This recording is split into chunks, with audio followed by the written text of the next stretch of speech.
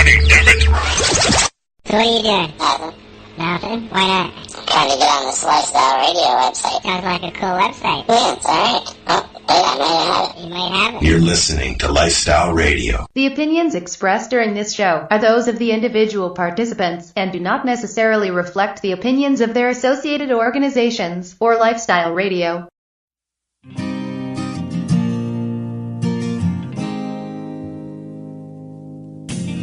You know I blame it on industry. I blame it on my own hypocrisy. Miseducation and politicians. No one's willing to step up and speak. Everyone, and welcome to the Pace Radio Show. We are live, as always, here at lifestyleradio.net and .ca. I'm your host, Al Graham. Tonight, I am joined by my joint host, Alicia Yashcheshen. And she has a guest, I'll tell you. What he produces has been something that has been, to me anyways, as something that has been such an educational tool, and we're going to learn more about that as the night progresses. But first, as always, a little bit of chat with Alicia before we get going. Hi, Alicia. How are you? Hey, Al. I'm great. How are you? I'm a little chilled. It's summer's gone. It's minus 20 here. There's snow on the ground now. It's chilly. Well, as much as I'm heartbroken for you, in Saskatchewan, we can see the grass, and it's melting here. Really? Sorry. Well, I know that they're calling for some warmer temperatures. I'm talking about 2 degrees for Monday or Tuesday. It's coming Monday or Tuesday, so maybe your weather is headed this way. Well, let's hope so. And yours not our way. Yeah. I love it. Yes, exactly.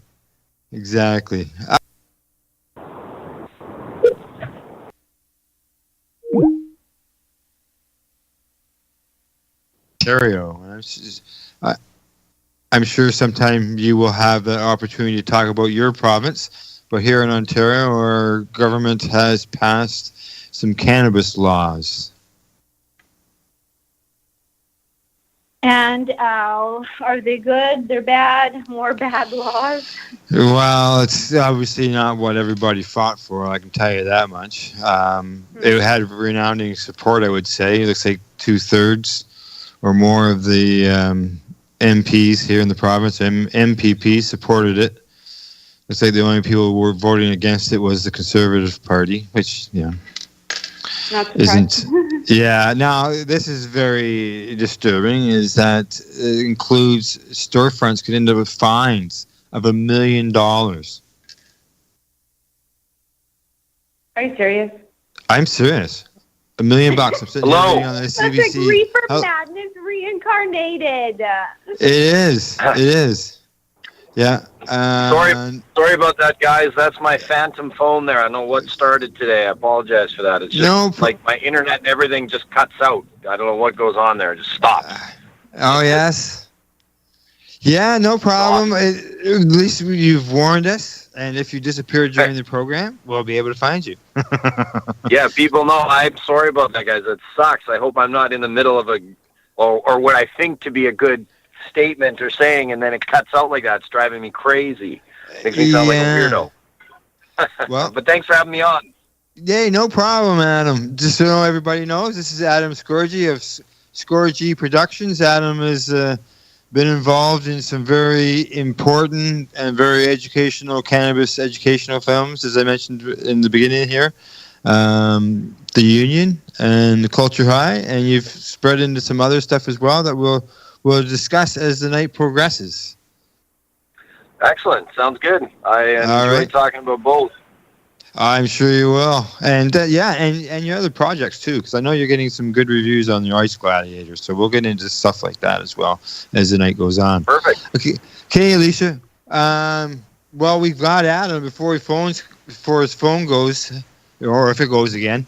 We'll just quit the news and we'll just go right into the You have interview. reached the maximum time permitted for your recording.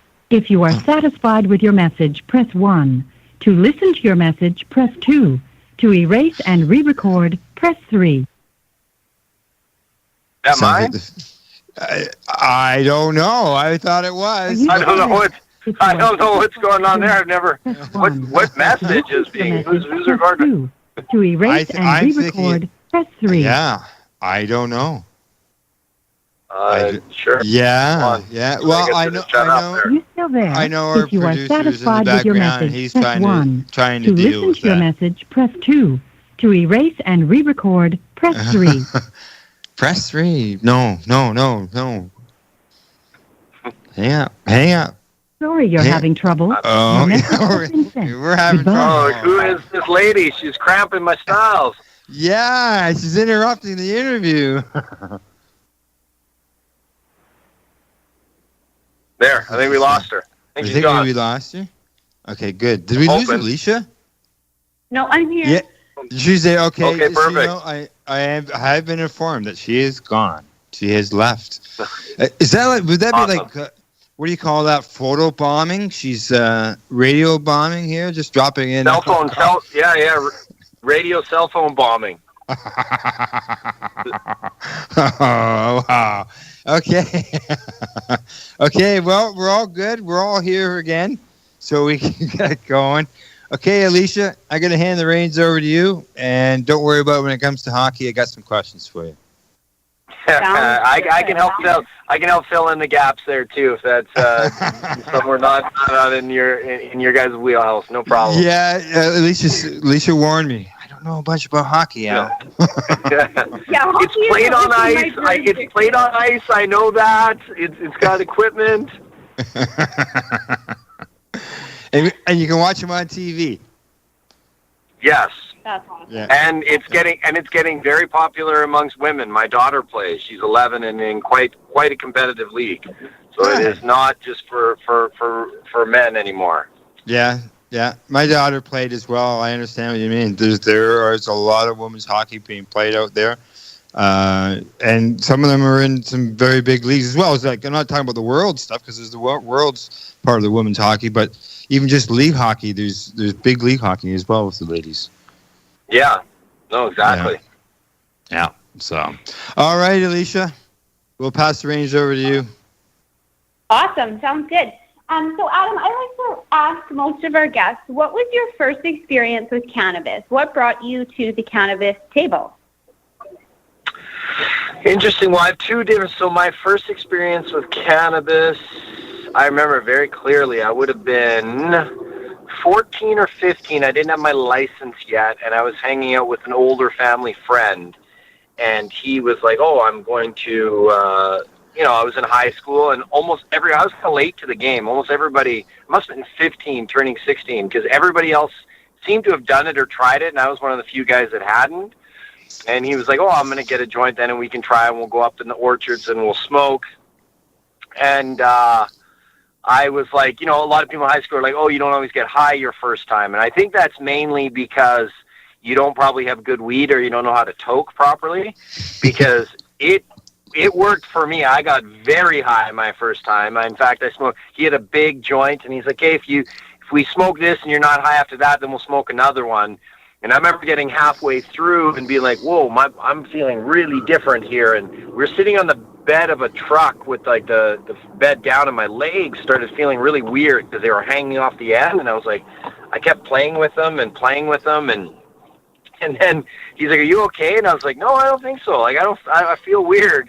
And then he's like, "That's called being high." And then we went through. He proceeded to drive me through 3 or 4 drive-throughs that night.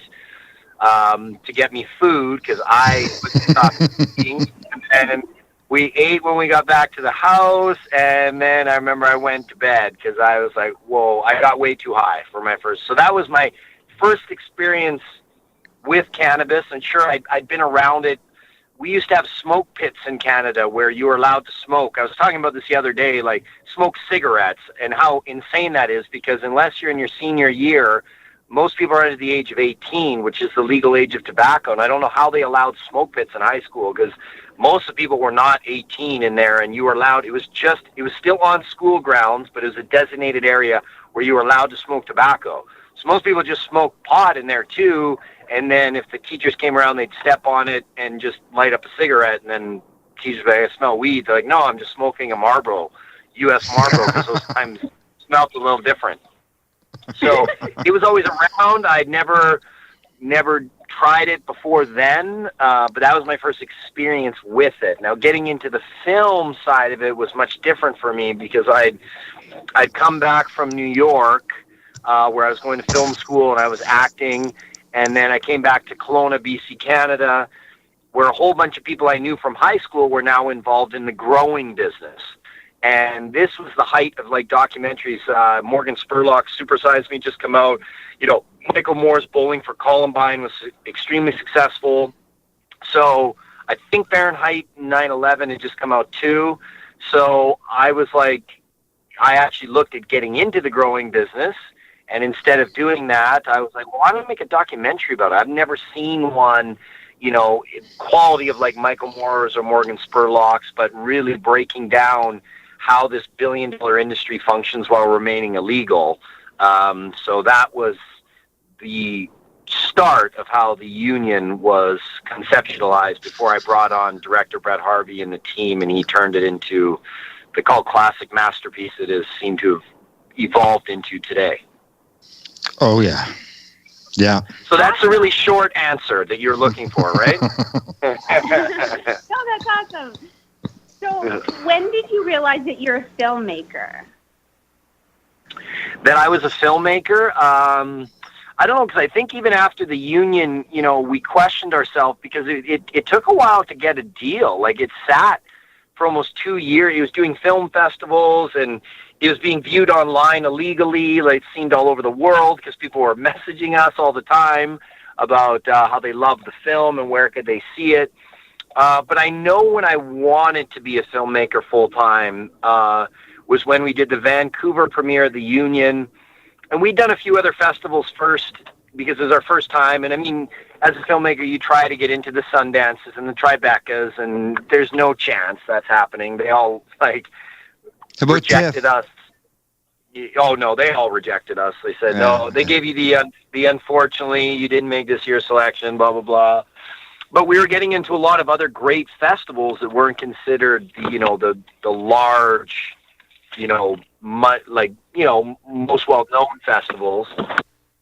And we did a few of them not knowing, you know, it was our first film and not knowing what we were doing. And you know, there wasn't the hugest audiences. There was really captivated audiences, and they were asking great questions, but it was smaller audiences than what you'd like for your premiere until we did Vancouver. And Vancouver was completely sold out. There was a lineup for rush tickets, like, down the block. And when we were pulling up, we're like, holy, somebody's film's like super packed. Wonder whose that is. And then the sign out front said rush tickets for the Union. And we're like, oh, did we lose him? Yeah. Alicia? No, I'm here. You're there? Okay, yeah. Yeah, the phantom phone. The phantom phone. Yeah, and Adam warned us just before the program that this may happen. So we're going to, producer Al will work on trying to bring him back. And in the meantime, Alicia? I can't believe it did that. I was right in the middle there. Okay, there you go. You're back. Here, do you want to go on my landline so that this doesn't happen? Because my phone is going to drive you guys I don't Just want message it to me. Yeah, message it to Alicia, because I don't want you to say it over there. Yeah, I'll send it to you right now. Okay, we're going to take a break, Alicia. All right? And then when we get back, we'll come back with Adam, and we'll have everything all squared off. So everybody, you're going to hear a little bit of the salads and some weed and wine. And then we'll bring Adam back after the commercial break. You're listening to the Pace Radio Show. We're live here at lifestyleradio.net and .ca. Please hang up and try again.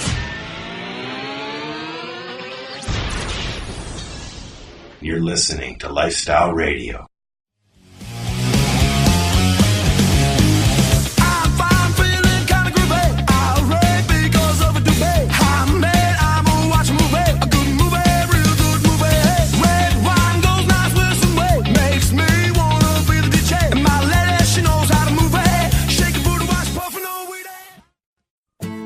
Canada, the time to act is now. These days, your customers are seeking variety.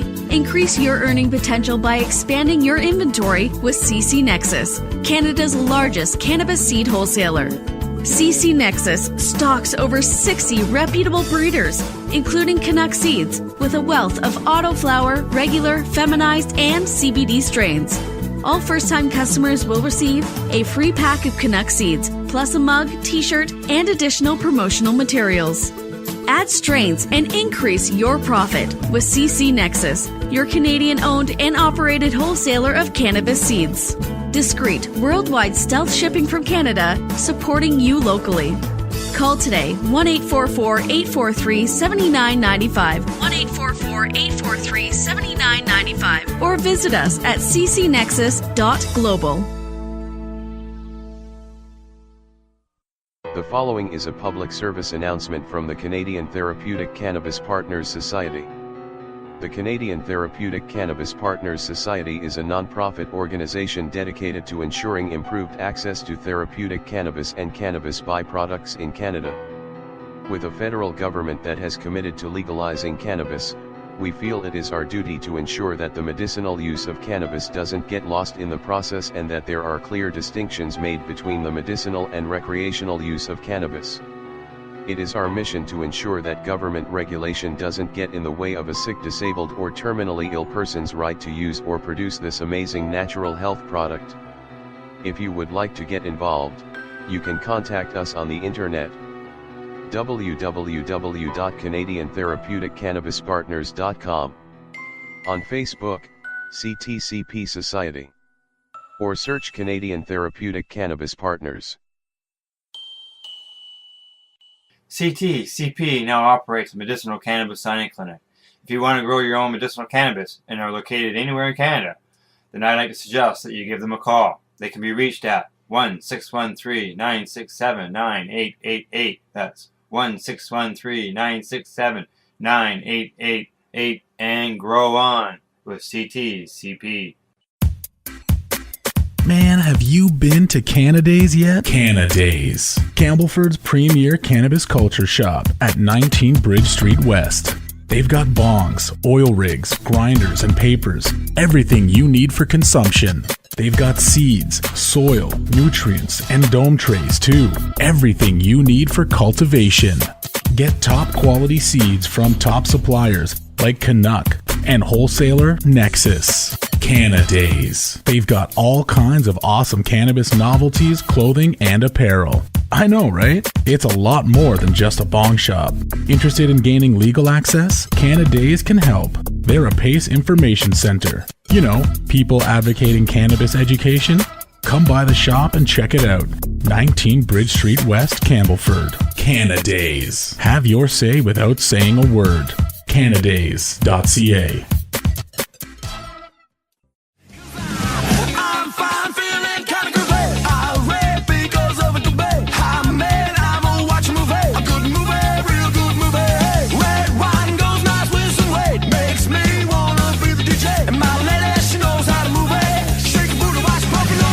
Hey, we're back. You're listening to the Pace Radio Show. We are live. If it's not obvious, we are live here at Lifestyle Radio, and we can also be found live at Spreaker, Shoutcast, TuneIn Radio.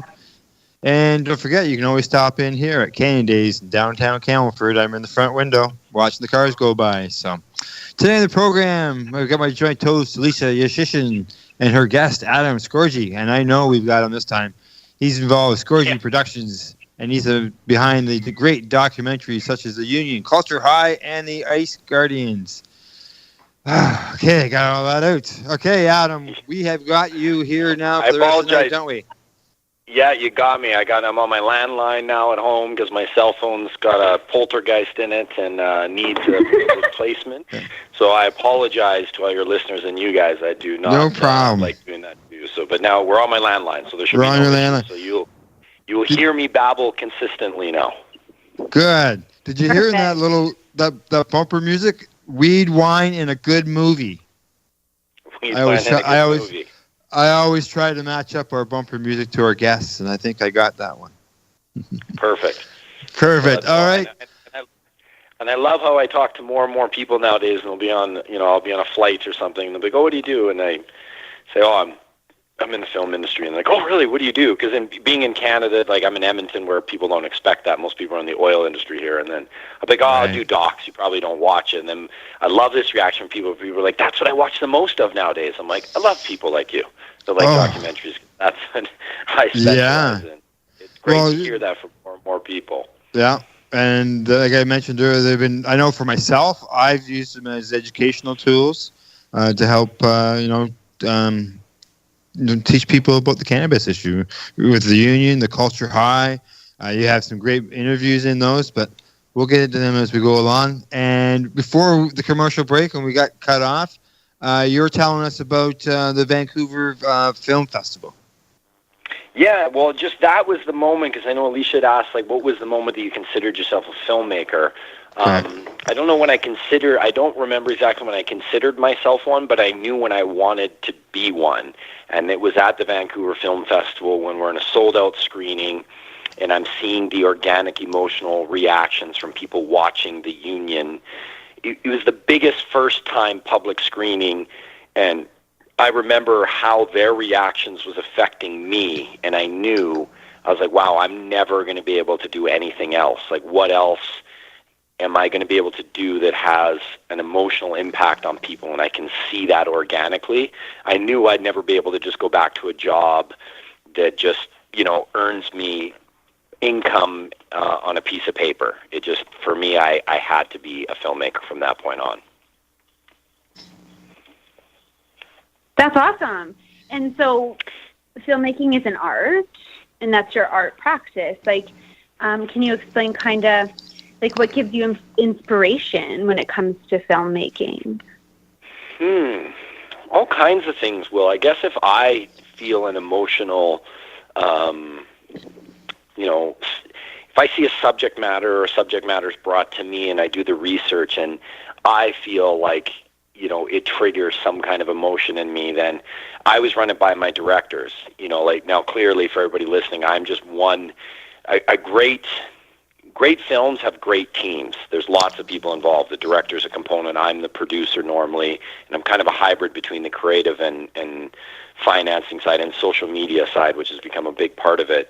So all different things. If I find a subject matter and I find it interesting and I like ask myself, would I enjoy watching this? And if I would, then I usually present it to the directors I work with and my team and say, like, hey, like, what do you think of this? And then if I hear their excitement and passion, then I know it's something we're going to do. Because documentaries, like, I'm proud to be able to say in the last, 5-6 years, I've really been able to I don't have to work 2 to 3 jobs and make films. I can just be a filmmaker now.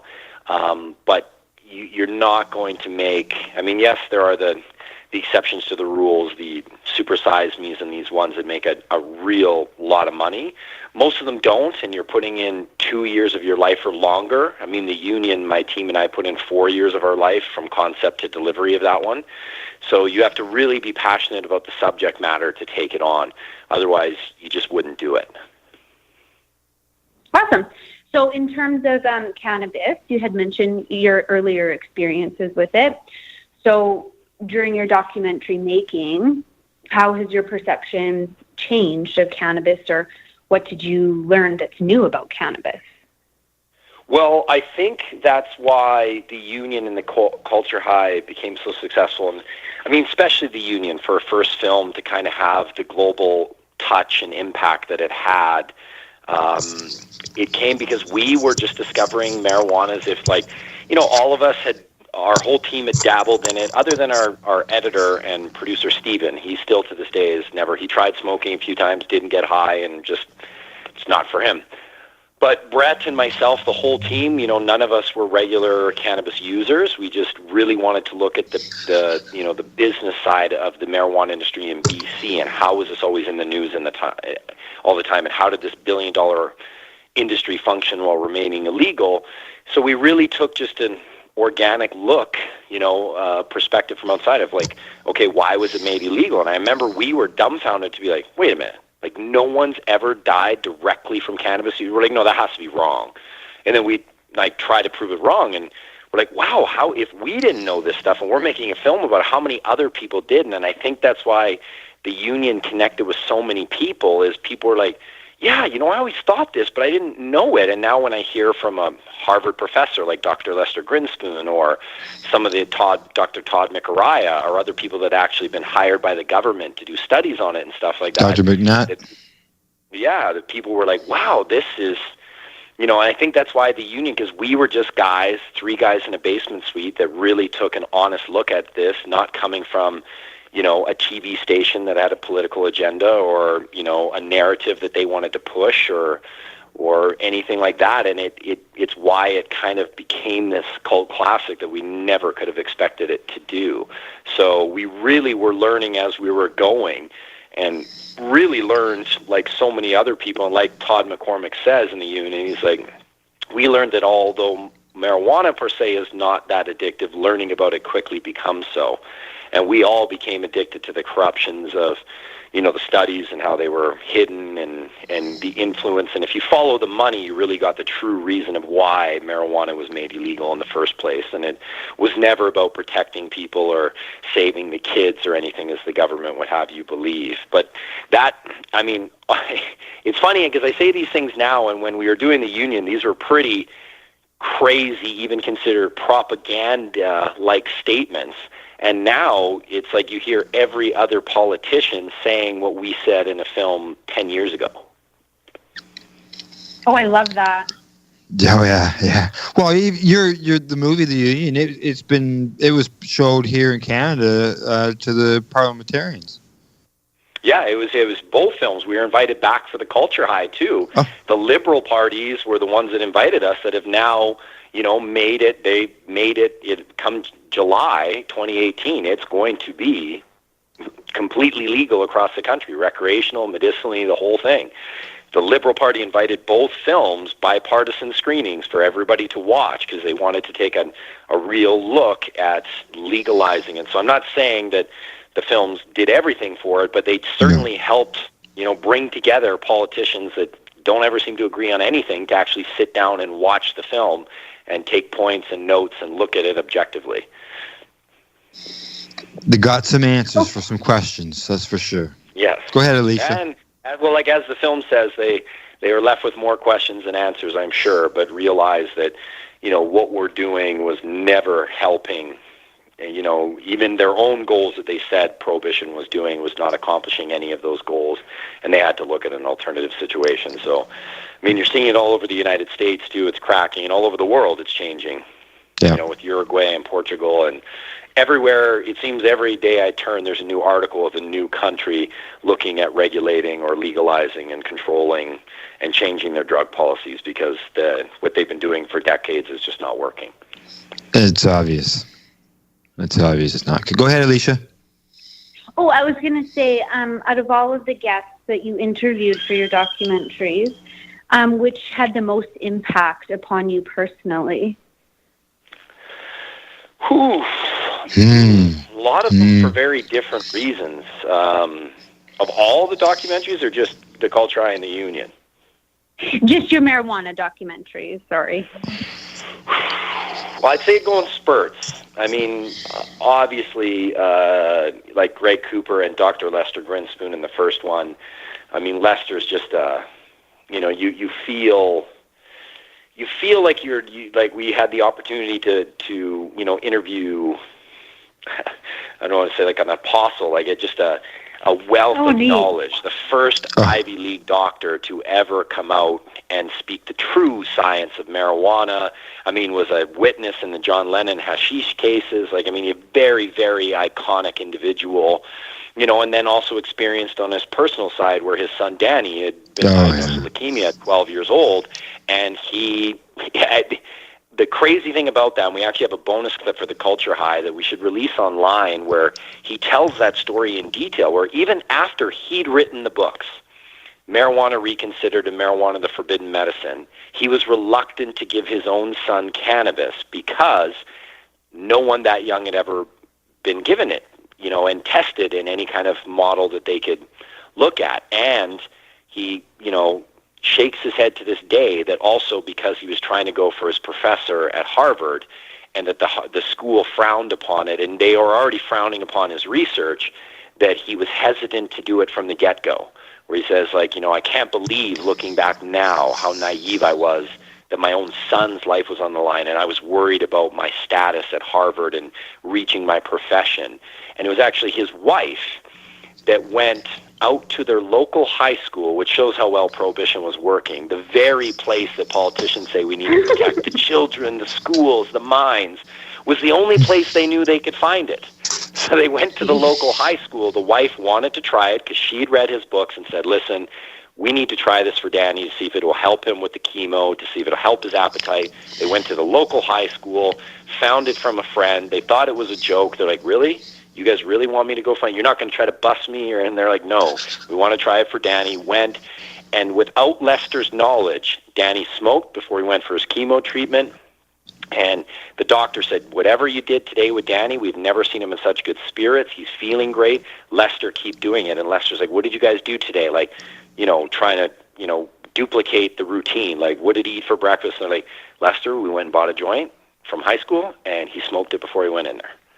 Yeah. And from then on, combined with Lester's own research and his own, he literally believes that his son Danny's life was extended for 1.5 years because he was able to go into the chemo with a more positive mind. He was able to eat food. It got rid of the nausea and extended Danny's life. And that's when Lester really got political about it and not just doing the scientific research and studies in his books. So the short answer again for you, Alicia, is that definitely Lester is probably the most impactful on the first one. Him and Greg Cooper, who had multiple sclerosis. I mean, me sitting there that day and witnessing him going from having traumatic seizures and shakes and everything to being able to conduct an interview. I remember even thinking, as a guy that didn't smoke on a regular basis and was kind of against marijuana before the union, being like, even if it's a placebo effect for this guy, I'm like, why are we not allowing him to do it? I was like, even if it's in his head that it makes him feel better, I don't understand why anyone with a health restriction would be prohibited from taking something that they believe is making them feel better. I was baffled that day, and I remember I looked at the world very different. And in the Culture High, I mean, we got to, because the union had done so well, so many doors open. I mean, Howard Bloom was a tremendous interview. Lester again, he was getting older, but... draws that line. Dr. Gabor Mate, yes. And his ideas of addiction and explaining that was fascinating. I mean, there's, between the two films, it... kind of reflecting on it now, it almost seems at times like a strange dream. Like I'm in my own movie. It's amazing that we got to sit down with all these people and put together these two films. It's been quite the journey. That's awesome. I'm sure. Yeah, it sure. For me as a viewer, it was, and I don't know, Alicia. I'm assuming you've seen the movies, but yeah. I'm sure. Oh, they're brilliant. Like I foresee them being used in universities in the future as educational tools. Like the knowledge embedded in those documentaries is priceless. Like people will be watching it for years. They already have, Alicia. In fact, the union was screened. I was touring universities with it. Oh. A funny story, and this is where I realized again, that I was on the right path, even though we were so broke after the union. I had borrowed a truckload of money from my parents to make it, and we were going through the challenges of recouping, and distributors take forever to pay, and just a whole other mess. And really, I was working 3 jobs, and trying to figure out how I was going to produce the next film, and I didn't want the union to be the only thing I ever did. And I remember I got invited out to Suffolk University. And in the university, there was a Suffolk Normal that was started. And I got picked up by the guys, and they'd actually gone to the university and got money to fly me out there and pay me an appearance fee to come speak and screen the movie. And I was flattered. Awesome. I'm like, wow. And then I remember sitting with Jeff and Matt. Well, the story gets better. So I'm sitting in the car with the two guys that turned this Suffolk Normal. It originally started with like 10 members, I think, because they both have graduated since then, and now I think it finished with 3,000 members. I said, how did you guys get so politically active? Like, what got you guys inspired to do it? And they were like, they both turned to me and they're like, your movie. And I'm like, no. I'm like, guys, you don't got to say that just because I came to travel here. That's very flattering. They're like, no. They're like, when your movie did its film festival screening in Vermont in 2006 or 2007, I was like, okay, that was one of the very first that was the first 5 film festivals we screened at out of the 33 that it did. They're like, we actually lived further away. We drove an hour to go see the second screening. Matt had seen it first, and it brought my buddy Jeff, and he's like, you have to come see it. And it changed the way we viewed drug culture completely. So when we went to university, we wanted to get active. And we found out about Normal, and there was no Normal chapter at our university, so we started it. And now I think it finished now. It's still going very strong. It's one of the stronger chapters, and I believe it had 3,000 active members, something crazy that it had grown. And I was like, you guys mean to tell me that my movie that you watched a couple of years ago has inspired you guys to create this kind of empire or social group that you have? And they're like, yes. They're like, that's why we wanted you to come to our school. I was like, that is incredible. Like, I was like, I had no idea that my team's work could have that kind of impact. And we'd seen it. It was screened at hundreds of universities all over the world. We got calls all the time. Can we screen it here? Can we screen it here?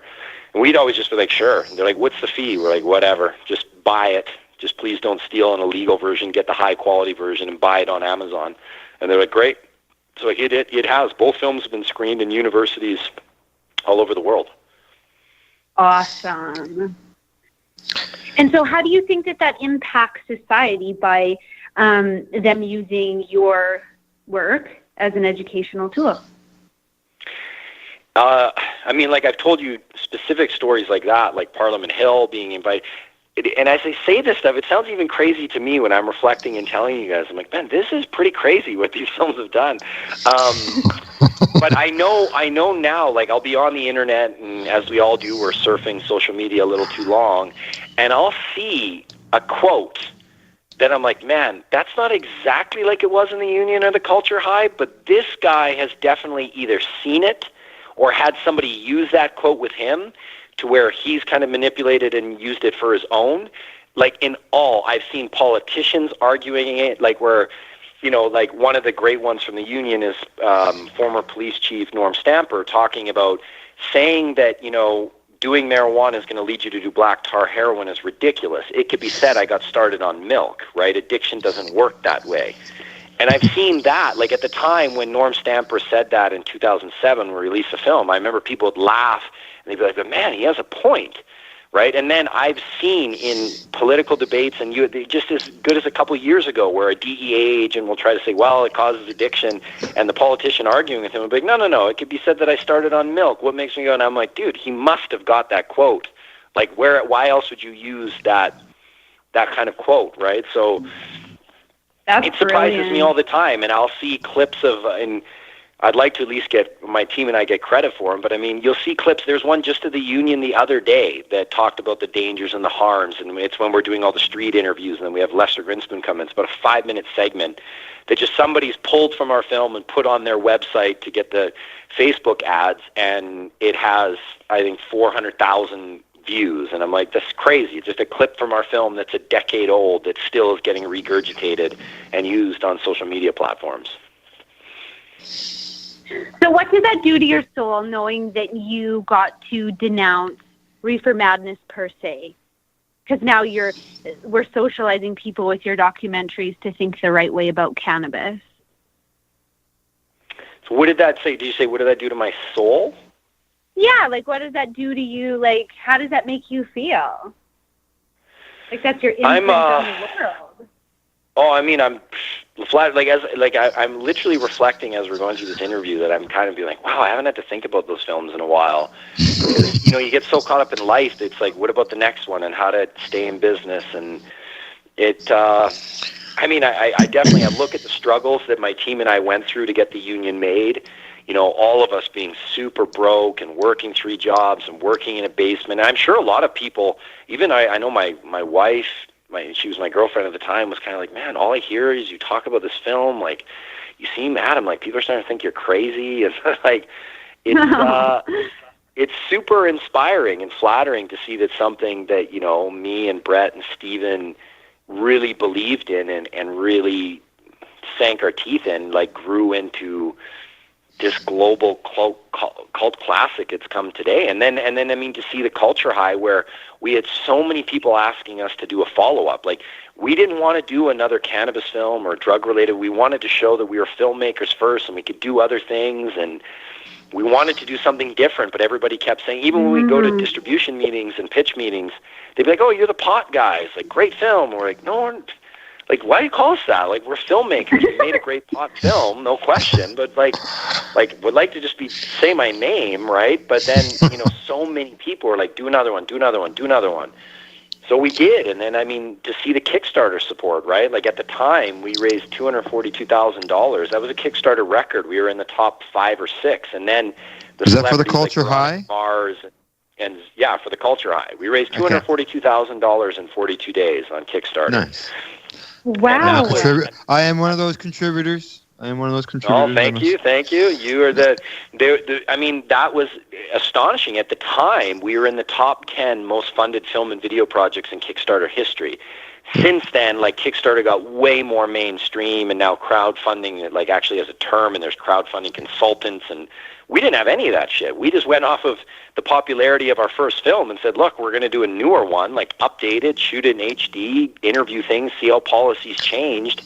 And I mean, it was amazing to see that online support from around the world, people from the UK and Australia and all over, like, you name it. We were getting, that was one of the miscalculations we did. We didn't realize how much shipping costs would be for the rewards. It was like, we were like, holy cow, our shipping's going to cost us $14,000 to ship these things all over the world. But it was amazing to see that campaign had that kind of global pull and got that much attention, because big campaigns now, they literally hire marketing teams and do all this. This was me, Brett, and Steven. There's 3 of us. Everybody, all the contributors got their names and everything put at the end of the movie. Oh yeah, and it's like Star Wars at the end of the movie. When you go for the credits, they go forever. People are like, whoa, why do you have so many credits? And it was like, yeah, because we had 3,500 people on Kickstarter, like, pledge their support. Yeah, exactly. And yeah, it was great that you had that opportunity in order to be able to fund that second movie. That's for sure. Wouldn't have been able to do it without the audience. So I mean, it was amazing to see that our first film had that kind of impact, and that people were willing to support us in the second one, and allow us to go through that. And it saved for my soul. How to say? I mean, it's inspiring and flattering that these.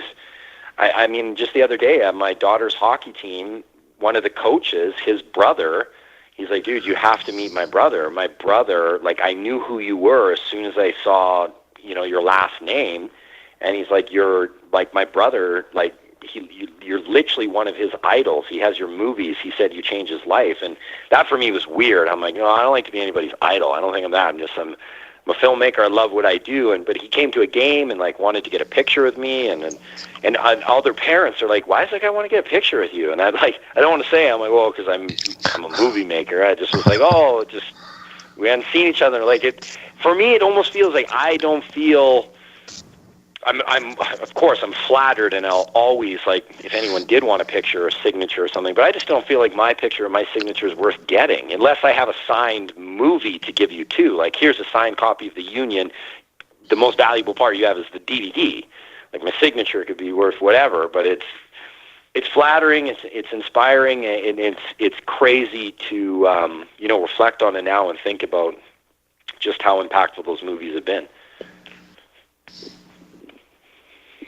Awesome. Go ahead, and so with legalization happening in Canada, can I get your perspective on that as a filmmaker? Well, yeah. No, well, I mean, it's long overdue. But typical as governments do, they have a lot of things they got to work out in the next couple of years. But if you go back to, when the provinces were figuring out how they were going to handle alcohol and the difference in changes, like a lot of provinces, Alberta, for example, had it where you could only get from local distributors and brewers, and then that changed, and now you can get from all over the world. So I think they're going to need that. Like, I'm never in favor of the monopolies that are trying to happen in British Columbia and Toronto, where they're saying only the government liquor stores and stuff can control the sale of the product. I think it should be like anything else, where it's like, look, you got a mom and pa that make a few, grow their few great strains from some growers they have that nobody else has, and they can, create their own kind of niche market like we do with wine. I really think that's what it should come down to, is be like breweries or wineries, where you can really kind of, if you're really, want to, and you want to get really big and internationally and try to get a product that hits on the international scale, great. Or if you want to try to be, look, I just want to own a great brewery in my hometown and a pub and service my customers, and I'm happy with that amount of income and lifestyle. I don't want to change. I think ultimately that's what the provinces need to do. But they're going to take a few years to figure all that out. Because I know here in Alberta, they're doing like a cap on like nothing can be over 10% THC, which that's going to be one. Oh yeah, that's going to be really hard to monitor for one, and two, I don't know. I don't know how they're going to do that. And then the federal government wants to control all online sales, because they they really expect this to be an international cash cow for them. So they want to be able to control all of that, which I don't think they should be able to do either. So there's going to be things that need to be changed and adjusted, and but at least we're in the right step where they can take away the criminal penalty attached to it and start treating, people not just with, using marijuana, but all drug addictions. I think it's the first step to start looking at drug issues in a different way, instead of criminalizing people and just running them through the system, which costs the taxpayers money. We can look at rehabilitating people and put them back into the system, instead of just saying you're a criminal, I'm going to throw you in jail, even though you were just using or selling a little bit to manage your addiction with other drugs. You don't have that too often with people trying to just manage their addiction with marijuana, because as my films explain, it's much more habitual than it is any kind of physical addiction at that point. Yeah, correct. All right. Let's see. So I don't know with the U.S. The U.S. every time it seems like you think there's going progress, it seems like they're taking 10 steps back. But I think eventually, once Canada does it and they see that the sky hasn't fallen and that the country still operates really well, or say that, but is better than many other countries, I think then like the dominoes, as you saw in the United States, when we did the Union, I think there's only like 3 or 4 states in the United States that were legal for medicinal purposes, and now it's like, I think it's like 20 states, and it seems to be a new one every year, and after Canada and then Portugal and Uruguay, and I think just the dominoes are falling around the world, and drug policies will change all over the place. I have to agree with you. That's for sure. That's what we're seeing. People are getting educated. Films like yours, educating people get online, and then even though, I don't know if the Culture High, I know the Union, it's on there complete as something that people, I've seen it on YouTube. I don't know if the Culture High is the whole segment on there. No, because the Culture High, we went through like E1 Films, so they own the rights to it, so they wouldn't have put it on there, because as long as they can try to milk any kind of profits out of it, they ain't going to put it online. But the Union, there's no longer anybody purchasing the film. So I believe, I know it's been leaked well over a couple million times already anyway. So and then with the Culture High, so these other people own it, because I do see like short clips, like the interview with Dr. Grinspoon and Gator Mates, as you were talking about earlier. Those I've seen those on YouTube. Oh yeah, though. They're like 2 or 3 minute segments. The Culture High all over. The one with Jaden with his seizures. Oh yeah, and his dad. There's a website called true activist that has that clip, and I messaged him and said, could you at least give us credit for the film, because you don't edit it or you run our clip. I think as of today, it has 38 million views. And they did put a clip of our film in there and say it's a clip from the Culture Eye. I'm like, oh, thank you. But with Facebook analytics, now it's not a ton, but a buddy of mine that told me what the ad revenue they would have got out of that is about $20,000, right? Yeah. Now you described that situation with Jared. The Belleville Film Festival. They presented the Culture High, presented it there, and I was the guy who got to talk to everybody, and they people left, and they said to me, you know, that scene with that boy, it just brought tears to my eyes. To listen to what he had gone through, and then to know that something like cannabis, you know, it changed so much for him. I get teary every time I watch that in the theater with an audience, because I remember the day with the dad, and I remember that's why I love what I do. Is I'd go into a theater and just be like, oh, I can't wait to see the tears falling. Because you'd go in the theater and you'd see all these people, and I remember I screened in my hometown, and some of these big like biker guys that I grew up with my dad. They're punching me in the shoulder afterwards, like, dude, I didn't know I was going to come cry tonight. Like, why'd you do that? And I was like, well, a documentary is supposed to be impactful, right? And like, so it was, again, like that's my favorite part. Is I would always sit in the theater and everybody's like, oh, you want to come out here and have a drink? Like, you've seen it a million times. Like, no, I want to see the audience's reaction. So I stand at the back and I watch parts of the film, and then I look and see people. And I mean, you can hear, there's a couple emotional moments. There's definitely the part with Jaden. You can hear a pin drop when that clip comes on. The whole theater gets super emotional and tears start going down people's faces. And all the time. And then, same with my new one, Ice Guardians. There's a real powerful ending. One of the best, and like, all these big, tough hockey players, I look and you can see them all cracking where there are just tears streaming down their face, and they're trying not to wipe it because they don't want people to see it or make them think that they're less manly. But I love that part. I love to see, my team and I's work affecting people. Like, right away. Like, even if they come and say, I don't agree with everything, I didn't like everything, I'm like, I already saw you have an emotional reaction, so I know it's impacted you. Whether you want to agree with everything in it or not, I can see it. Exactly. You can even. I'm sure you can even hear it. Some people, get into the sniffles and the sobbing because.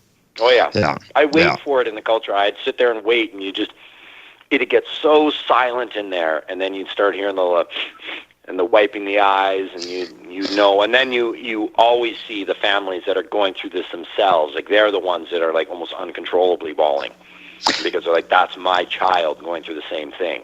And it seems like that not only it pulls an emotional string on people, but it educates them in a huge amount of way, big time as far as I'm concerned. Because so many people think of the Cheech and Chong end of things, and Cheech and Chongs are great actors, but this boy is not an actor. This is real life.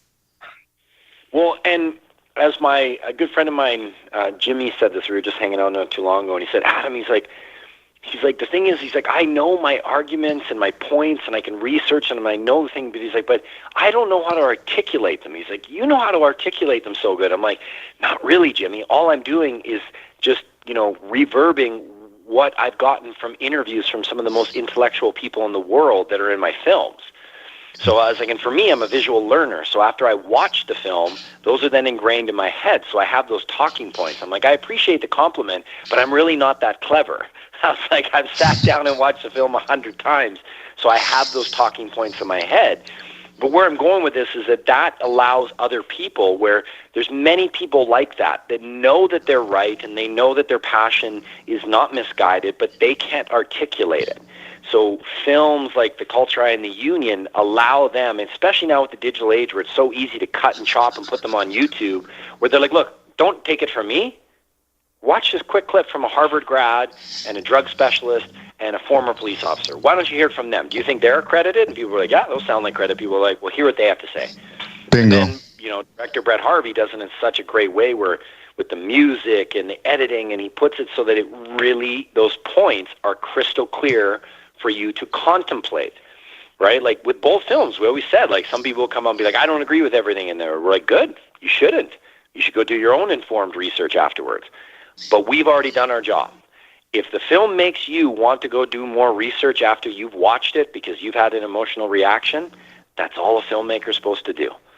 I'm not telling you to get politically active. Our team isn't saying that you should do this or vote this. Or films, especially documentaries, are meant to give you an emotional response. Whether that's an emotional response of disgust or adoration. Either way, that's what a film is meant to do. If a documentary doesn't do that, then it's missed its mark. If you watch and be like, there's a few interesting things, but I didn't really get much out of it, then it failed. So we know with both films, no matter what kind of reviews or whatever things came out about them that we did, our job as filmmakers and got people to have an emotional reaction. Well, that you did. There's no doubt about that. Okay, Alicia, we got about 4 minutes till we got to go to break and see if you got a question that Adam may have a short answer to. I guess I'm looking for your perspective on the opiate epidemic. That's really interesting. I actually just I saw the Facebook messages today of a guy that I went to high school with that passed away from fentanyl today. And Kelowna, where I grew up, that is mentioned in the union, has a major opioid problem. In fact, a friend of mine works in the emergency room, and she said that like 50% of the people in their ICU beds are there for drug overdoses, and they have one of the highest organ donor rates in all of Canada, because often when you OD on opioids, it doesn't wreck a lot of your organs, so they're available for donation.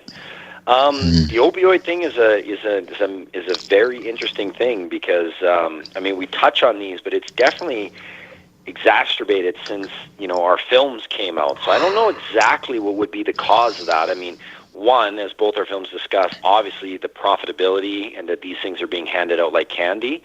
I know people that have watched my films or other drug films have been much more aware that when they go for a surgery and stuff like that, like when they're like, oh, what do you want for pain? They're like, I'll just have a T3. I don't need the Percocets or Oxys or fentanyl or any of that crap. So I don't know. I think it's a combination of things. I think, you have pharmaceutical companies in the United States pushing these ever so hard. It's really easy to make, from what I hear. You can order the chemicals and, you can kind of make your own potency levels, which is why a lot of people die from one dose. And then, there's got to be a societal thing, too, because I am shocked at the people that are going down from this. Like, they're not people you would expect. Where I'm like, what? Really? They did fentanyl? Like, so I haven't done enough research into it. I know it just is really sad, and it's a bigger problem than... I know, like, Trump said a little thing, and people are mentioning and saying it's a crisis, but they're not really putting a lot of money behind it yet. So until that happens, I don't see there being a lot of change, unfortunately. Do you see in the future? I don't know what your future plans are. We'll get into that before the show ends. But do you see a possibility of a documentary along that line of the opiate epidemics? Well, I know there's been some. I know there's been some pretty good ones done. I know, there was Prescription Thugs done by Chris Bell, who did Bigger, Stronger, Faster, and he's doing another one on Kratom right now that's coming out. And there's been some people that have done it. I don't know if it just hasn't kind of hit there. There's also the Oxycontin Express was done. There's been some ones done. I've been asked a couple times, and I haven't seen an angle presented that I don't think has been covered pretty good. I don't know. I think maybe just because, with the opioid thing, it's such a,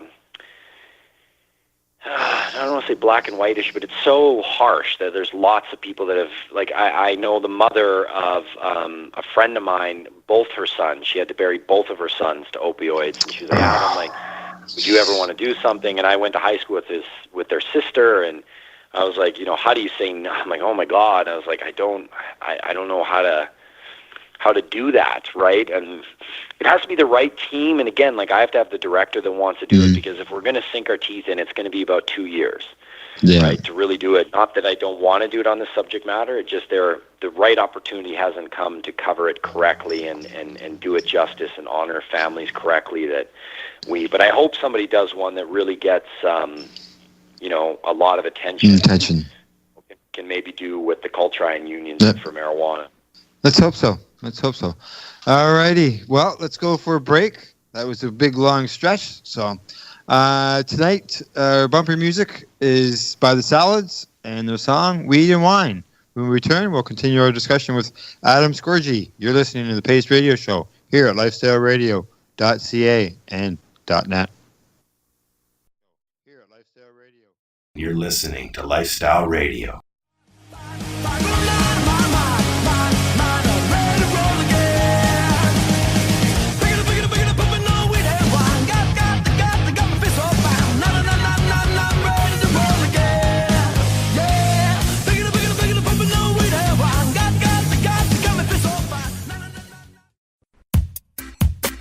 Man, have you been to Canadays yet? Canadays, Campbellford's premier cannabis culture shop at 19 Bridge Street West. They've got bongs, oil rigs, grinders, and papers. Everything you need for consumption.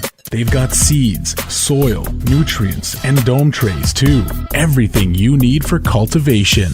Get top quality seeds from top suppliers like Canuck and wholesaler Nexus. Canadays. They've got all kinds of awesome cannabis novelties, clothing, and apparel. I know, right? It's a lot more than just a bong shop. Interested in gaining legal access? Canadays can help. They're a PACE information center. You know, people advocating cannabis education. Come by the shop and check it out. 19 Bridge Street West, Campbellford. Canadays. Have your say without saying a word. Canadays.ca. Hi, this is Al Graham of the Pace Radio Show. Are you keeping pace, as in keeping people advocating cannabis education? If you're not, and you're a cannabis consumer, then why not? Others are working hard every day to help educate people about cannabis so you can enjoy your daily 420. Get involved and speak out. Be loud and proud so that you can keep pace. Tune into the Pace Radio Show every Wednesday at 8 p.m. Eastern Standard Time to hear about people advocating cannabis education here on lifestyleradio.ca. Canada, the time to act is now. These days, your customers are seeking variety. Increase your earning potential by expanding your inventory with CC Nexus, Canada's largest cannabis seed wholesaler. CC Nexus stocks over 60 reputable breeders, including Canuck seeds, with a wealth of autoflower, regular, feminized, and CBD strains. All first-time customers will receive a free pack of Canuck seeds, plus a mug, t-shirt, and additional promotional materials. Add strains and increase your profit with CC Nexus, your Canadian-owned and operated wholesaler of cannabis seeds. Discreet, worldwide stealth shipping from Canada, supporting you locally. Call today, 1-844-843-7995, 1-844-843-7995, or visit us at ccnexus.global.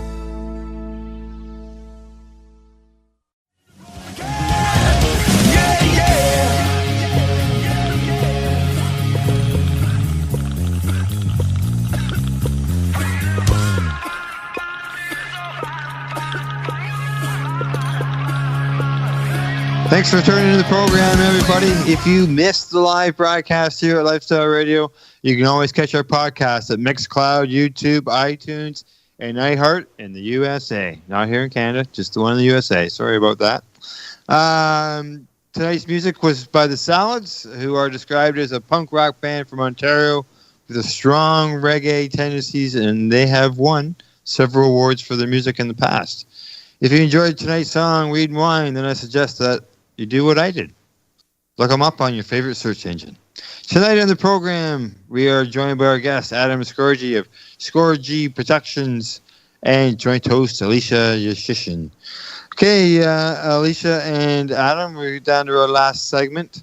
I know this part isn't really cannabis related, but I'd still like to mention it because from what I've seen, you've received a lot of accolades for one of your other movies, and that is The Ice Guardians.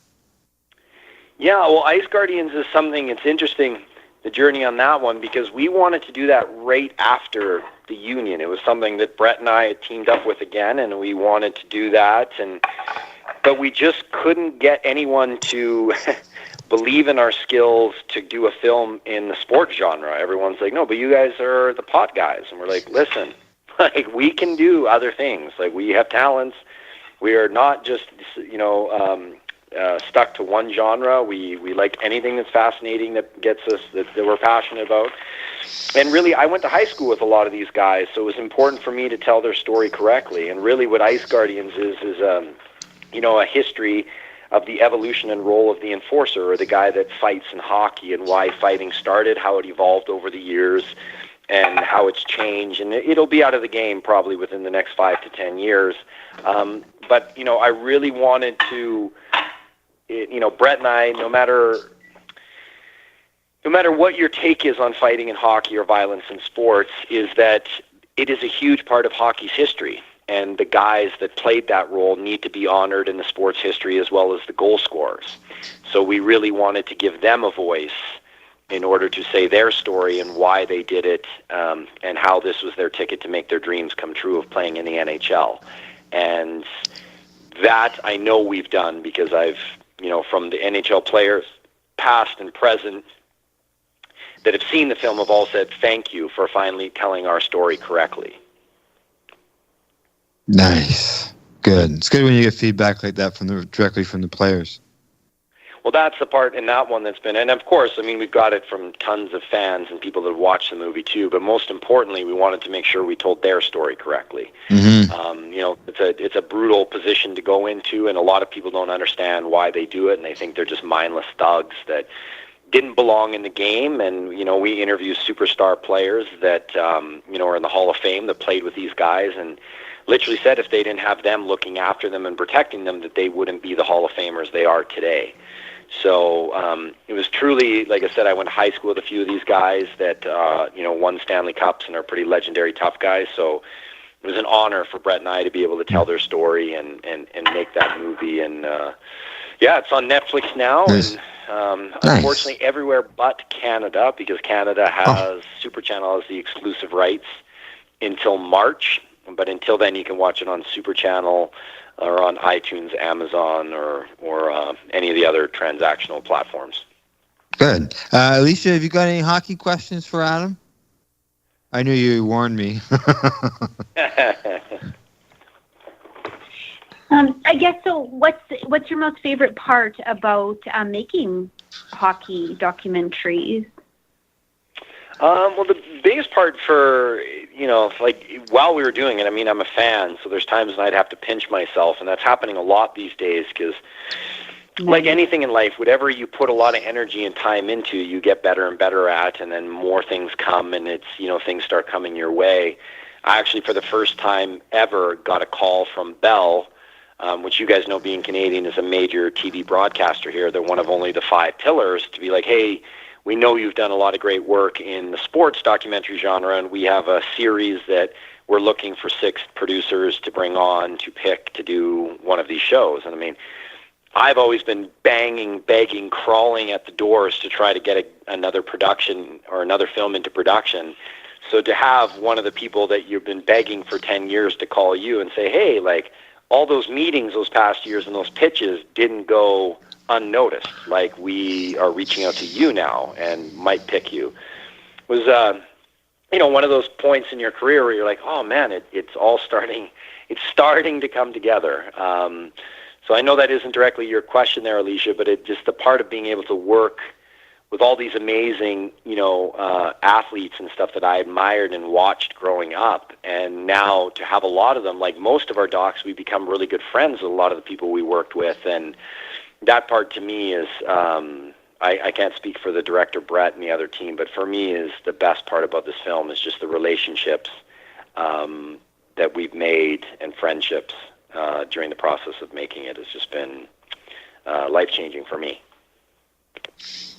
Have you found, sorry, Alicia. Go ahead. If you got a question, jump in while you can. No. I was just saying that's awesome. Like, yeah. As we discussed with the Culture High and the Union, how educational they were and how they were used. The politician watched them and help educate politicians. We all agree that there's probably some form of assistance there with the way laws are going. Did the NHL Players Association or the NHL reach out to you afterwards with this about your film? Well, no, the NHL doesn't like. we used American fair use laws in order to use footage, so they're not fans of me. Neither did the Players Association. None of the political sides, but a lot of the players, and then families and friends, and even players that lived the role and knew that they were doing it for honorable reasons. Like, the thing people have to understand, and again, I'm trying to cater to listeners that believe that there's no place in hockey for fighting or violence, and they're totally right to their opinion, but they did a vote with the players. In 2013, CBC interviewed 1,000 NHL players and asked them if they thought fighting should stay. And it's in our film, and it's the most important part that I like to bring up to people, because before we push our own personal agendas and thoughts on a subject, we should really ask the people that are involved, and in this case, it's the players. They're the ones taking the risk. They're the ones putting their body in harm's way. Now, for you to for both of you, Alicia, and you're not the biggest hockey fans, if you were to guess out of that 1,000 player, what percentage of the players do you think wanted fighting to stay and wanted fighting out of the game? I would say that they wanted the violence out of the game than not. More wanted the violence in the game than not? But if you're throwing numbers, throw a guess. Just guess. You're not meant to get it right. If you get it right, I'd be really impressed. But throw a guess, percentage-wise. 50%, 60%, 30%? I'm going to say, let's go 75%. 75%. Well, you're close. 98.8% of players wanted fighting to stay. Really? Now, yes. Now, if you look at, like, that's something that a lot of people don't pay attention to, with all the way with everything we're learning about CTE and concussions and head trauma, those are all great things we need to be aware of in violence of sports. Well, less than 10% of concussions come from fighting in hockey. 90% come from the speed of the game and body checks. Yeah. So if you really are, and this is the thing I always bring up to people when they're like, well, I hate fighting, but I love a good, clean body check. And it was put to me this way, which really changed my perspective, is Wendell Clark, who's a future Hall of Famer, but iconic Toronto Maple Leaf. He said it this way. He said, listen, he's like, I always found a fight less violent than a body check, and here's why. He's like, with a fight, me and another grown adult are both agreeing to that level of violence. We're saying, do you want to fight? Do you want to fight? I'll drop the gloves. We'll agree to that level of violence. If I'm skating up the ice going 30 miles an hour with armor on, razor blades on my feet in an enclosed arena, and you hit me clean within the NHL rules, completely clean, shoulder to chest, no head contact, which can still cause a concussion. In fact, that's where most concussions come, because a concussion is actually rotational motion of the brain within the skull, and all it takes is for your body to get jarred. That's why people in car accidents don't ever actually need to hit their head on the dash. Just the whiplash of their neck snapping will cause a concussion. If you throw a clean hit like that, as Wendell Clark says, like, I never agreed to that hit. Only the checker agreed to that level of violence. So he's like, at least with a fight, I was able to agree to that level of violence or not. With a body check, I was never given the opportunity. Yet most people think that a body check, a good, clean body check, is an acceptable amount of violence, yet a fight isn't. So you need to hear that from a player, and an iconic player in that way, to really think about what you're cheering for. Because when you say you're promoting violence or you're encouraging violence, well, if you encourage the speed of the game and the equipment they're wearing and body checking, you're going to get severe injuries. In fact, even this is something I've done a lot of research on with my daughter playing competitive hockey. Women's NCAA hockey is one of the highest concussion rates out of any sport, and women's hockey doesn't allow fighting and doesn't allow hitting. So no body checking, and it still has abnormally comparable concussion problems as football. because the speed of the game is the big boogeyman no one's wanting to. So we talk about in Ice Guardians is that really the enforcer in fighting has kind of been the scapegoat for all the problems in sports. If you really, really want to curve head trauma and protect the athletes, if that truly is your motivation and it's not a media ploy to get headlines, then you really need to be talking about the boogeyman that nobody's talking about, is that the game has just gotten way too fast. But nobody wants to talk about that one because that's a much tougher one to say, well, we really need to slow the game down. That's a tough argument. It's an easy to say, let's get rid of the guy that punches other people. Yeah. But as they'll see, fighting's already way down and concussions have stayed consistent, and if not going up over the last 5 years. So they're going to have to address that issue eventually, but it's the one that they're not talking about right now. Yeah, and when you go to a NHL game, when a fight breaks out, what happens? Everybody in the stands stand up. We talk about that. We talk about how human behavior, it is in our DNA. It's the same thing as when there's an accident on the side of the road. What do? You turn to look to see what happens. Even if it's for a second, you slow down, and that's why big traffic things build up. It's in us. It's in us. Violence is in our DNA. We haven't evolved past that yet. And then we even had Howard Bloom back from the Culture High to talk about human behaviors and how the role of the enforcer organically grew in hockey. It was because society breaks down to the same kind of hierarchy no matter what you do. Even if you take a group of all leaders, they will break down to this hierarchy, which I'm about to give to you, that Howard Bloom explains, is that there will be a leader, a lieutenant or an enforcer, a joker, and a nerd. Even if you take a group of all leaders and put them together, they will formulate themselves in the same scenario. So it's not a surprise in hockey that a lieutenant or enforcer, he's the kind of person that's going to be in our society in the military, a police officer, a fireman, someone that's willing to put himself in harm's way for the betterment of others.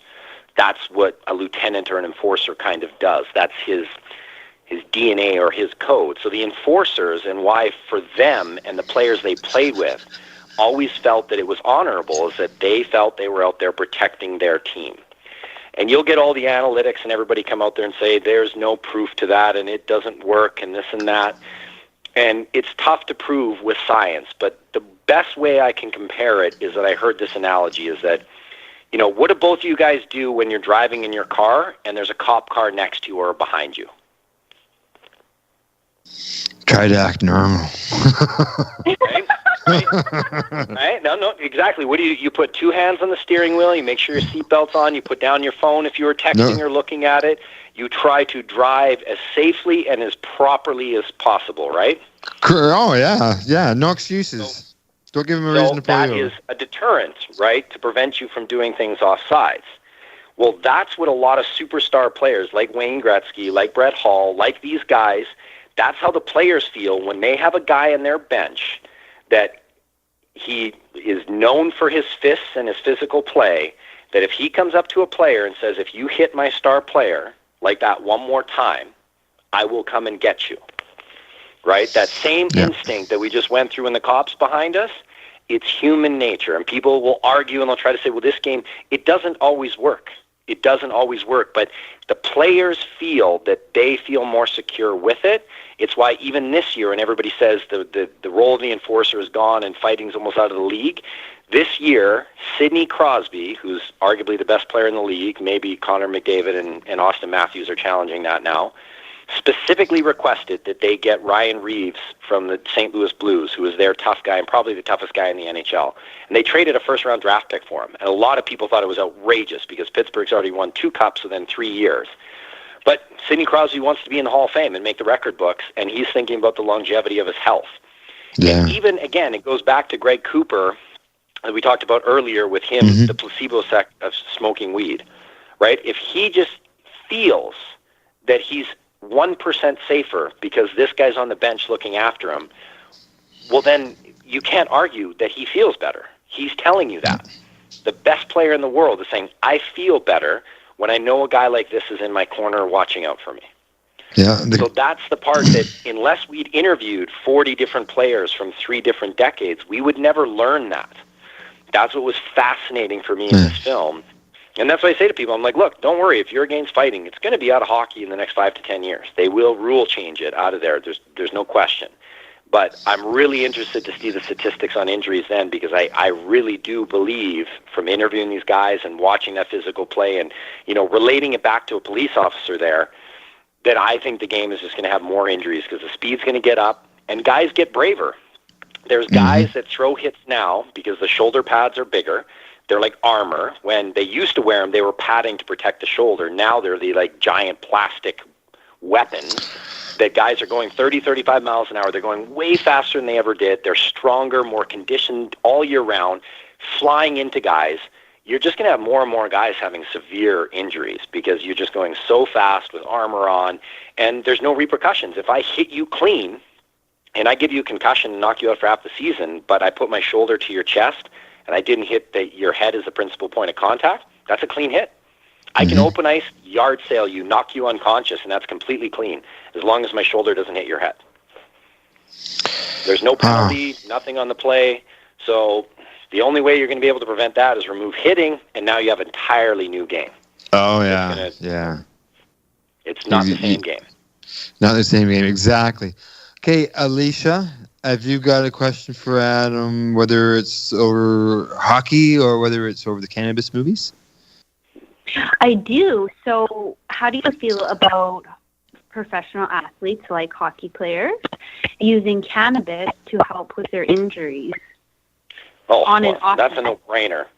That's a no-brainer. In fact, some of the synergies of the two films, it's so weird how life works out like that. Riley Cote, who's probably the most active athlete I know, speaking about athletes being able to use cannabis, played for the Philadelphia Flyers and is in my movie.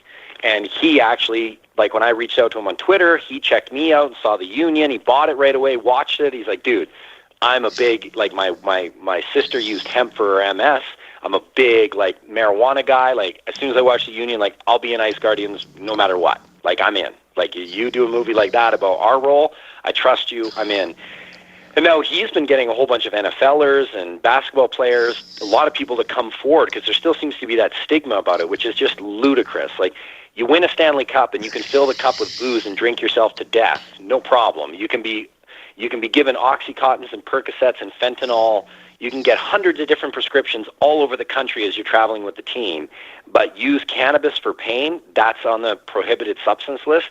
That's ridiculous. It's the next big thing that's going to change. NFL's already, you've seen them making a change. The UFC is actually the first sport. They came out and said, literally, they raised the level so high that unless you smoke right before the weigh-in or your fight, you won't fail, because they said we'd rather our athletes use that for pain and concussions and everything else than using opioids.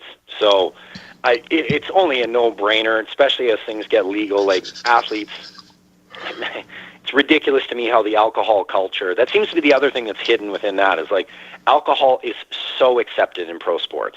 It's the major sponsor of pro sports, no problem. Yet that is one of the most addictive, abused substances on the planet and is so harmful to your body. But that's no problem. Guys can drink as much as they want on Friday as long as they show up to practice on Monday, right? So I think that'll all, over time, as information keeps coming out and access to information so easy with the internet, I think it'll constantly keep shifting. And you're seeing a lot of athletes come forward now admitting that they used cannabis for years during their career and they're using it now. I think it's just a tidal wave like everything else that's going to change. Cannabis seems to be one of the best things out there for concussions. Several of the enforcers that were in my film use it for concussions, and they swear it saved their lives. So, yeah, it's only a matter of time before that changes. I can't believe it. And I think that's, going back to the union culture, I believe that's what's been the thing that changed laws and people's opinion the most, are clips like Greg Cooper and Jade in the Culture High. Like, when you have someone in your family that is affected with an illness and every kind of modern medicine and change of diet isn't working, and then you see cannabis work, and nowadays because we have an HD phone right on or HD camera right on our phone, that you can now share this information with people, that's been the biggest game changer that changed everything for marijuana prohibition. And you're going to see it, with athletes and everything else, is they're going to talk about their concussions and everything online, then they're going to talk about the benefits of cannabis, and it's going to just continue to tidal wave in that way. When you see someone you care about getting relief from pain using cannabis, you then become a believer if you weren't before. And I'm hearing about it now more than ever, where like it seems every third person I talk to, they're like, well, my mom uses it, or my aunt, or we have a nephew that uses it for seizures, and God, it's amazing, you should see it. And I'm like, those are people that haven't seen my work, and I'm like, yeah, I know a thing or two about it. I was like, it works great. That scene there you talked about with Greg Cooper, to watch him go from a person who's having trouble speaking and shaking and all that, and you don't take the camera off of him, and he smokes from that pipe, and it just you can hear his speech come clear.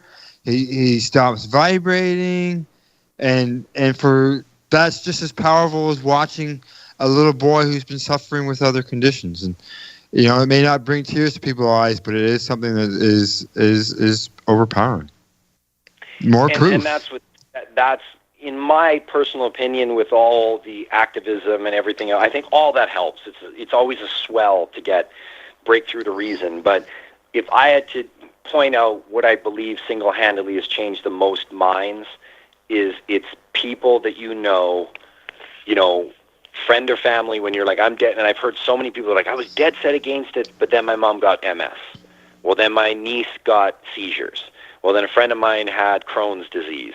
And they saw it physically make the person they cared about's life that much better. Well, then then you start diving into the research and you're like, well, why was it's like magic for them. And it's like, no, this research has been out there forever. It's just been swelled up in the wrong side of political arguments and used as a scapegoat for other things. Correct. Bingo. Alicia, any questions before we go to the shout out? So you do think that the NHL will soon amend their policy? I think it's only a matter of time. Right now, they are one of the most lenient ones that if you get caught with marijuana, they don't suspend you. They'll kind of give you a supplement warning and stuff like that. Riley Cote just did a whole article about this and said that they're one of the better ones, but they still don't allow it. It still is considered a prohibited substance in their thing. So I think it's only a matter of time, especially once it's legal in Canada, and Canada is like 60% of the NHL's or 80% of the NHL's revenue. I think it's only a matter of time that they'll be just like, listen, our athletes play a really brutal, rough sport at incredibly high speeds on a foreign surface and are enclosed in boards. If they want to smoke marijuana in their off time for relief of pain, we're going to allow it. Let's hope so. Allow them to do it. Mm-hmm. All right. Shout out time. Adam, you got somewhere where we can direct some listeners to see some of your work? Yeah, I mean, you can follow me on Twitter. I'm pretty easy to get a hold of. My Twitter is just Adam Score, like a goal with a G, because that's how my name's pronounced, not how it's spelt. I'm also on Facebook. I think I'm maxed out on Facebook, so it might not be good to reach out to me there. But Instagram, it's just Scourgie. And then, you can check out my films. Both The Union and The Cultry are on iTunes. I'd prefer people to buy it if they could, please. Because even though I might, after the distributor rapes my team and I for the money, it at least helps us to get other gigs when they see that, films have been successful. That's kind of how they measure the success of your film, is through platforms like that. And then you can watch Ice Guardians on... if you're in the U.S. or anywhere in the world, you can watch it on Netflix. It's in 75 countries and 15 different languages. Canada, as I said, Super Channel has the exclusive on it. So it's only on Super Channel, Vimeo, iTunes, and Amazon. And then same with Chasing Evil. Chasing Evil, The Life of Robbie Knievel, that's on iTunes and Amazon and stuff as well. And then just a shout out to my team. I'm the loudmouth that everybody's hearing today, but all these films are made with an incredible team, director Brett Harvey, director Jesse James Miller, and our producers and teams. I'm just one of many cogs in a wheel to deliver these films. That's right. It's a team effort. That's for sure. Absolutely. Sure. Yeah, it's the same with fighting the cannabis issue. It's a team effort. It's not going to just be one person. Needs everybody involved. Takes a swell. That's right, exactly. Alicia, have you got a shout out? I do. I would like to send a shout out to Adam and his team for the documentaries that you brought to modern day society about cannabis. I can't send enough kudos to you and your work and your team. It's just, it's phenomenal knowledge that you've disseminated, and so kudos. Thank you. Yeah, exactly. It's been, go ahead. No, just thank you. Okay. Okay. It was a great show. Yep. Thank you. Yeah, it's been, Adam, you were on the program 4 years and 7 days ago or 8 days ago. Yeah, actually, I pulled up my notes. 2013 was the year on the program. Wow. I'm going to make sure that it's not 4 years for the next time. You've done some wonderful work. And even though some of it may seem old to some people, it's still information and education that should be shared and watched by people who need it. That's for sure. Awesome. So, well, thanks for having me on, guys. I really appreciate it. You're welcome. Okay, thank you. Tonight, go to our sponsors, CC Nexus, Canada's largest cannabis seed wholesaler. They can be found at ccnexus.global. The people here at Canada's here in Campbellford, they supply us with a place to educate the public, including doing this radio show. The man behind the bag, Al Rapp here at Lifestyle Radio, plus Adam. Like I say, we're not going to wait 4 years. We're going to have you back again sometime. There's probably so much more we can discuss. And to Alicia, thank you for everything you do for the program. Awesome. Thank you. Thanks for having me. Thanks for having me on, guys. You're welcome, Adam. We'll talk to you, everybody, soon. Thank you to our guests, our listeners. We always got to thank them as well. Bye-bye, everybody. We'll talk to you soon. So what are you doing? Nothing? Why not? Trying to get on this Lifestyle Radio website. Sounds like a cool website. Yeah, it's alright. Oh, wait, I might have it. You might have